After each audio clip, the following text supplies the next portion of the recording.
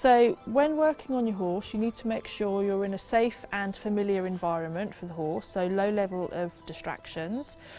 If the horse is tied up, so if you don't have a handler and the horse is tied up like this one is today, then make sure that you're using a piece of string that could easily break if the horse were to pull back. When I'm working with the horse, I always make sure I've got appropriate footwear on, nice and safe, so no open-toed sandals, that sort of thing.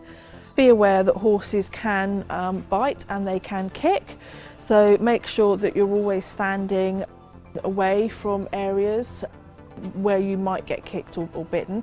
I like to, if I'm working on a horse that I don't know, I always like to have one hand here on top of the wither. Just in front of the wither here there's a point called GV14 and it's a very calming point for horses. So it's actually a really nice point just to hold and horses will naturally find that calming.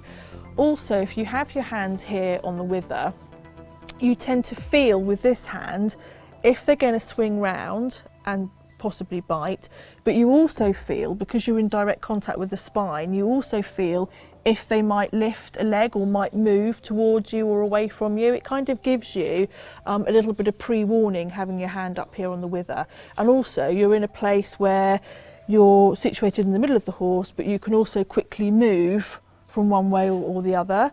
I also tend to have my feet slightly placed apart so that I can quickly step out of the way if I need to as well. If you do have a handler holding the horse, make sure that the handler is always on the same side that you are. So if you're working on the left side of the horse, the handler needs to stand on the left, and if you're working on the right hand side of the horse, the handler will need to swap positions and stand on the right hand side. And also tell your handler, pre-warn them what you're going to be doing as well, so that they know what's coming up next.